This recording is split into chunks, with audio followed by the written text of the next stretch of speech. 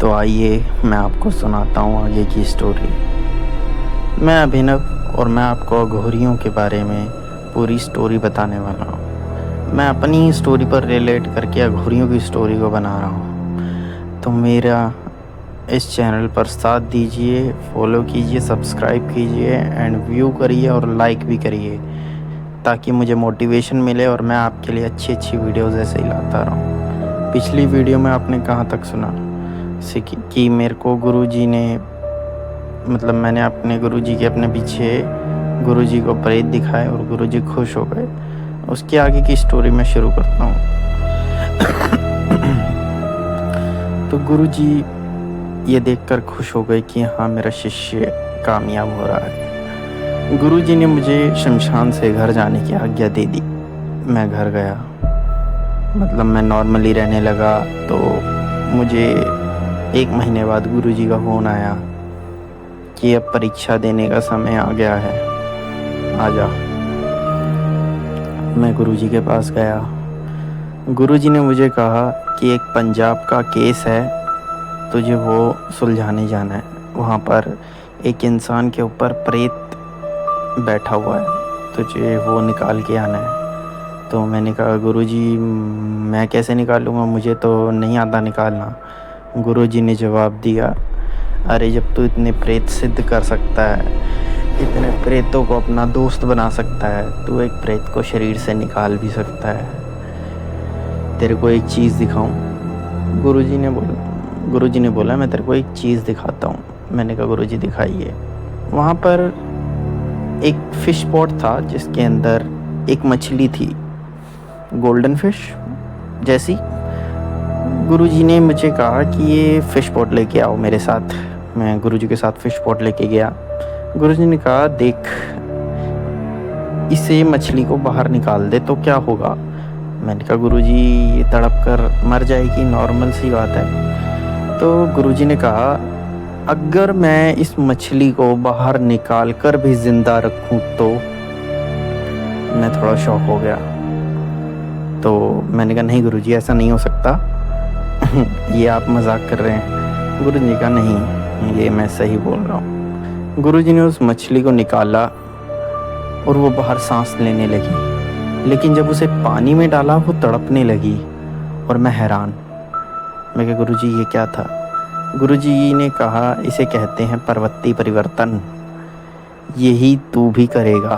पर मैंने कहा, गुरुजी ये तो बहुत बड़ी चीज़ है, ये मुझसे नहीं होगी। कि एक जीव की प्रवृत्ति ही बदल देना, उसकी वो जिस चीज़ में सांस ले रहा है उस चीज़ को बदल देना, एकदम चेंज कर देना। तो मैंने कहा, गुरुजी ये कैसे होगा। तो गुरुजी ने कहा, तो करेगा, कोई नहीं। तो गुरुजी ने मुझे उस केस के लिए भेज दिया। गुरुजी भी मेरे साथ गए, हम दोनों गए वहाँ पर। तो वहाँ पर हमने उस प्रेत से बात करी। उसने कहा कि मैं नहीं निकलूँगा, तुमने जो करना कर लो, क्योंकि वो इंसान खुद ही उस प्रेत को अपने साथ लेके आया था। वो कैसे? वो इंसान भूत प्रेतों पे विश्वास नहीं करता था। वो कहता था ना तो भूत होते हैं और ना ही भगवान होते हैं। वो इंसान दूध बेचने का काम किया करता था और वो रोज़ शाम को शमशान के बाहर 2 चम्मच दूध डाल के आता था कि अगर तुम हो तो मुझे दिखो। एक दिन एक प्रेत उसके साथ ही आ गया और वो कह रहा, अब मैं नहीं जाने वाला, क्योंकि ये मुझे खुद लेके आया और इसने मुझे भोग भी दिया, अब मैं नहीं जाने वाला। तो हमने कहा, भाई तेरे को तो जाना पड़ेगा। गुरुजी ने कहा, भाई जाना पड़ेगा, ऐसे नहीं हो सकता।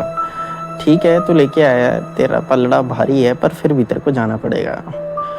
तो गुरुजी ने उनके घर वालों को बोला कि एक हवन होगा, ऐसे ऐसे करके हमें हवन करना होगा। तो मैंने कहा, ठीक है। गुरुजी ने कहा, ठीक है, उन्होंने ऐसा करना पड़ेगा। उनके घर वाले भी मान गए। तो अगले दिन हमने एक हवन शुरू करा, जिसमें कि मैं हवन कुंड के पास था और गुरुजी थोड़ी दूरी पर बैठे थे, थोड़ा दूर, उस पूजा से भी दूर बाहर को। तो गुरुजी ने कहा, ठीक है, तू हवन कर। तो मैंने धीरे धीरे हवन शुरू करा। उस घर में, उस कमरे में हवन की, मेरे मंत्रों की आवाज़ें गूंजने लगी। तो मैंने धीरे धीरे कुछ समय बाद देखा कि बाहर जो गुरुजी बैठे हैं, वहाँ मैं बैठा हूँ और मुझे अपने अंदर अंदर धीरे धीरे थोड़ा सा ऐसा फील होने लगा कि भाई मेरी आवाज़ भारी हो रही है और मैं बुढ़ापे में आ रहा हूँ। और उधर मैं बैठा हूँ, मतलब मैं इस चीज़ को देख के हैरान हो गया, लेकिन मैं रुका नहीं, मैं फिर भी मंत्रोच्चारण करता रहा। ये करके जब हवन ख़त्म हुआ, उसके अंदर से प्रेत चला गया, सब कुछ क्लियर हो गया, तो मैं बेहोश हो गया। जब मैं उठा तो मैंने गुरुजी से बताया कि गुरुजी मुझे ऐसा ऐसा दिख रहा था। तो गुरुजी ने कहा हाँ, ये प्रवृत्ति परिवर्तन था जिससे कि मैं अपने शरीर के साथ ये हवन नहीं कर सकता था, क्योंकि ये जो हवन था बहुत शक्तिशाली था। इस हवन को मैं नहीं कर सकता था, ये तुझे करना पड़ेगा। इसीलिए मैंने तेरे शरीर को अपने शरीर के साथ बदल लिया, लेकिन आत्मा और शरीर दोनों बदल लिए, ताकि तेरा शरीर मजबूत था। मैंने तेरी इम्यूनिटी ली, बस मैंने तुझे महसूस कराया कि तेरे अंदर मैं हूँ। अपने अंदर मुझे ढूंढ, मैं मिलूंगा तुझे। तू जग में क्या ढूंढता है मेरी सिद्धियों को, तेरे अंदर ही मेरी सिद्धियाँ बसी हैं। मैं गुरुजी की बात सुन के थोड़ा हैरान हो गया, तो मैंने कहा ठीक है गुरुजी, ओके जो भी है। फिर उसके बाद हम वहाँ से गए, मैं वापस घर चला गया और गुरुजी अपने घर चले गए और मैं अपने घर चला गया। वो मेरा पहला केस था कि भाई मैंने एक नई चीज़ सीखी थी, प्रवृत्ति परिवर्तन। फिर उसके बाद गुरुजी ने कहा, थोड़े टाइम बाद उनका कॉल आया कि अभिनव ऐसी ऐसी बात है, अब जो है तुझे सिद्धियों की तरफ ध्यान देना पड़ेगा, अब तुझे भी सिद्धियाँ करनी पड़ेगी ताकि तू भी इन सब चीज़ों से खुद निपट सके। तो मैंने कहा ठीक है गुरुजी, बताइए आप क्या करना पड़ेगा। गुरुजी ने कहा पहले तो सबसे पहले एक कमरा अलग से बना जिसके अंदर तू सिद्धि साधना कर सके, कोई तेरे को परेशान ना करे। उसके बाद मैंने घर के पास ही एक रूम रेंट पर ले लिया। फिर उसमें मैं उच्चारण करा करता था मंत्रों का, जाप करा करता था मंत्रों का, सिद्धियाँ करता था, अपनी साधना करता था। रोज मैंने जाना वहाँ साधना करनी। वहाँ पे जो था, मैंने छोटा सा मंदिर बनाया था, वहीं पर मैं साधना करता था, वहीं रहना, वहीं खाना, वहीं पीना, मतलब घर से खाना खा के वापस साधना रूम में चले जाता था, अपना वहीं पे रहता था। मैं नॉर्मली ज़्यादातर खाना खाने के लिए घर पे आता, फिर वापस साधना रूम में चले जाता। तो ऐसे करके मेरा उस कमरे से लगाव बहुत ज़्यादा हो गया। वहाँ पर मुझे एक सिद्धि प्राप्त हुई, वो बता नहीं सकते, क्योंकि देखो ये इन सिद्धियों का रूल होता है कि हाँ भी तो हमारे बारे में किसी को बताएगा नहीं। तो मुझे सिद्धि प्राप्त हुई, मैं इस सिद्धि से बहुत खुश हुआ। मैंने गुरुजी को दिखाई कि गुरुजी ऐसी ऐसी बात है। तो गुरुजी ने कहा बहुत बढ़िया, तूने सिद्धि प्राप्त कर ही ली है, अब तू भी एक अघोरी बन चुका है, अब तू भी मतलब लोगों का निवारण करा कर। मैंने कहा ठीक है गुरुजी। मैंने कोई दरबार वगैरह तो नहीं खोला जैसे मेरे गुरुजी का था, पर मैंने नॉर्मली जाकर लोगों का निवारण करना शुरू कर दिया। जिसको भी प्रॉब्लम थी उनको प्रॉब्लम से दूर करा। अभी तक तो छोटी मोटी प्रॉब्लम ही चल रही थी, लेकिन अब आया एक रियल इंसिडेंट जो शायद बहुत ताकतवर था। उसी की आज मैं बात करने वाला हूँ। वो था मेरी जिंदगी का सबसे पहला तो नहीं कह सकते, इससे पहले एक हो चुका था, लेकिन वो मैं मानता हूँ कि भाई वो पावरफुल था। मेरे पास एक कॉल आता है, वो मुझसे बात करता है लड़का, कहता है कि महाराज जी मेरी बहन की जो अंदर है, रात को एक जिन कब्जा कर लेता है। ऐसा किसी ने बताया था कि हाँ भी इसके अंदर जिन है, पर वो निकाल नहीं पाया। उसने कहा कि भाई मैं नहीं निकाल सकता, मेरे बस की बात नहीं है, तो प्लीज़ हमारी मदद कीजिए। मैंने कहा ठीक है, आप ऐसा कीजिए, मैं शाम को आता हूँ, मैं थोड़ी बात करता हूँ। तो मैं गया हूँ, मैंने उनसे बात करी है। मैंने कहा हाँ जी क्या बात है। वो कहते हैं ऐसी सी बात है, जिन है इसके अंदर। मैंने उस लड़की से बात करी, मैंने कहा बेटा क्या होता है। वो कहती रात को मेरे को वो खाता है, मतलब कि मुझे पूरे शरीर में चुभन महसूस होती है कि पूरे शरीर में मेरे कोई सुइयां चुभ हो रहा है, मेरे मांस को फाड़ रहा है, खा रहा है, चबा रहा है। ये सब चीज़ें सुन के मैं थोड़ा हैरान हुआ कि ये सब चीज़ें मैंने पहली बार सुनी थी कि हाँ भी कोई भी एंटिटी किसी को खा भी सकती है। ये चीज़ मैंने गुरुजी से वो फ़ोन करा, उनसे डिस्कस करा कि गुरुजी ऐसी-ऐसी बात है, बताइए क्या करना है। गुरुजी ने बताया कि हाँ, ऐसा होता तो है, तो इसको सही करने के लिए एक तरीका है। मैंने कहा बताइए गुरुजी। पहले तो उस जिन्न से उसकी मांगे पूछ कि भाई तेरे को चाहिए क्या है, मेनली क्या चाहता है तू। अगर तू उसे देने के लायक है तो उसे दे, उसका उतारा कर और उसे भेज दे। ये आसान तरीका है। लेकिन अगर उसने कुछ ऐसी चीज मांग ली जो तू नहीं दे सकता, या तो उससे बोल कि भाई अपनी विश बदल, या फिर तू उससे जबरदस्ती उसे शरीर से निकाल। मैंने कहा ठीक है गुरुजी, मैं बात करता हूँ। तो उस दिन रात में मैंने उस जिन से बात करी। मैंने कहा बताओ भाई क्या चाहिए तुम्हें, मैं तुम्हें जो भी तुम्हें चाहिए मैं दे के अपना इस लड़की को छोड़ दो, इस लड़की की ज़िंदगी बर्बाद हो जाएगी तो बहुत बुरा हो जाएगा।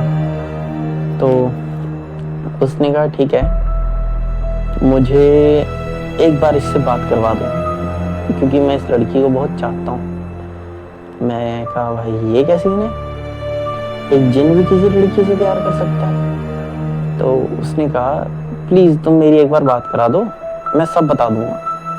मैंने कहा ठीक है। तो वो जिन उस लड़की से बाहर आया और उस जिन का जो था उसके घर वालों ने उस लड़की को मुंह पे पानी वगैरह घेरा। थोड़ा 10-15 मिनट में वो नॉर्मल सी हुई। तो मैंने उससे बात करी लड़की से। मैंने कहा देखो ऐसी सी बात है, वो जिन तुमसे बात करना चाहता है, एक बार तुम उनसे बात कर लो, फिर उसके बाद कोई प्रॉब्लम नहीं है, ठीक है, ओके इट्स ओके। फिर उसके बाद वो तुम्हें छोड़ के चला जाएगा, उसने बोल दिया, ठीक है। तो जब वो जिन आया हमने देखा कि भाई वो एक मुस्लिम था। हम नॉर्मली जानते हैं कि हाँ भी जिन एक मुस्लिम एंटिटी होती है, लेकिन वो इस रूप में आया था भाई, वो बहुत अट्रैक्टिव था। काजल लगा रखा है आंखों पे और एक अलग सा ही निखार है त्वचा पे, जैसे कहते हैं ना कि एक अट्रैक्टिव लड़का, लड़कियां पागल हो जाती हैं उसके ऊपर, वैसे वाला। तो क्या हुआ, वो इंसान आके उसके सामने बैठ गया। कहते हैं उस लड़की का हम नाम रख देते हैं महिमा। उसने कहा कि महिमा मैं तुमसे बहुत प्यार करता हूँ, और जो था जिस तालाब में तुम जाती थी घूमने अपने दोस्तों के साथ, मैं वहीं रहता था। जब मैंने तुम्हें आवाज़ मारी थी तुमने पलट के मुझे जवाब दिया था हाँ भी कौन है। तब से मैं तुम्हारे साथ हूँ, पर मैं तुमसे प्यार करने लगा हूँ। ठीक है, बाबा ने मेरे को बोल दिया है जाने को, मैं जा तो रहा हूँ, लेकिन मैं तुम्हें एक चीज़ दे के जा रहा हूँ अपनी तरफ से, वो तुम्हें 1 महीने बाद पता चलेगी। और ये बोल के वो बंदा गायब। तो हम थोड़े परेशान हो गए कि हाँ भाई इसने बोला है, इसने वादा तो कर दिया है कि भाई अब कभी नहीं आएगा, हमने वचन तो ले लिया इससे कभी नहीं आएगा, लेकिन वो ऐसा क्या कर गया जो 1 महीने बाद पता चलेगा। तो हमने उस टाइम पे उस चीज़ को छोड़ दिया, कोई नहीं, उसको धागा वगैरह बांधा, उसे सहानुभूति दी और उसको जाने को कहा। तब तो नॉर्मल रहा सब कुछ, उस लड़की को भी कुछ दिखाई नहीं दिया। उसने कहा ठीक है अब सब ओके है। तो 1 महीने बाद उसको पता चला कि भाई लड़की प्रेग्नेंट है, महिमा जो लड़की है वो प्रेग्नेंट है। वो जिन जाते जाते अपना एक अंश उस लड़की के अंदर छोड़ गया था। अंश जब उसने छोड़ा तो पता चला हमें कि हाँ भाई वो ये काम करके ही है। अब जो एक जिन का बच्चा है वो एक्चुअल में शैतान का बच्चा हुआ। जब 9 महीने बाद वो पैदा हुआ, उसके अंदर मतलब शक्तियाँ तो नहीं थी कि भाई जैसे हम कहेंगे हाँ भी जिन है, शैतान का बच्चा है, कुछ शक्तियाँ वगैरह, शक्तियाँ तो कुछ नहीं थी उसके अंदर, लेकिन वो भी बहुत अट्रैक्टिव था वो बच्चा। उसकी नीली आंखें थी, ब्राउन कलर के बाल थे और गोरा, हाथ लगाते मैला हो जाए इतना गोरा। और बच्चा कसम से कह रहा हूँ, अगर आप लोग भी देख लेते ना, आप कसम से मोहित हो जाते उसके चेहरे पर, उसको देख के ना मोहित हो जाते हैं आप कि हाँ भाई इतना खूबसूरत बच्चा है। 5-6 साल उसको रखा, वो बड़ा हुआ तो घर वालों ने बोला कि हाँ भाई इस लड़की को, इस बच्चे को जो है छोड़ना पड़ेगा, क्योंकि तुम्हारी शादी भी करानी है, अब थोड़ा नॉर्मल लाइफ जियो। तो उस बच्चे को एक फैमिली को दिया गया जो मुस्लिम फैमिली थी, उन्हें देकर ये अलग हो गए, ताकि जो है इनकी शादी करा दी गई। और इनके जो वो हस्बैंड है वो अभी भी है, मैं उनका नाम नहीं लूँगा, ताकि जो उनके हस्बैंड वगैरह है वो हमारी वीडियोस वगैरह देखते हैं, ताकि उनको पता ना चले। अब जो है ये सब ओके तो हो गया था, डन हो गया, और मैं आ गया। मैंने गुरुजी को बोला हाँ जी केस सॉर्ट आउट हुआ सर, ठीक है जी। उसके बाद कुछ टाइम मैं घर पे ही रहा, मैंने उसी साधना वाले रूम में साधना वगैरह करी, सब कुछ ठीक था। लेकिन एक दिन जो था गुरुजी ने मेरे को बोला जाने को, क्योंकि एक नया केस आया था। उस नए केस की मैं आपको अगले वीडियो में जानकारी दूंगा। तो आज की वीडियो को यहीं ख़त्म करते हैं, तो मिलते हैं नेक्स्ट एपिसोड में। Bye bye.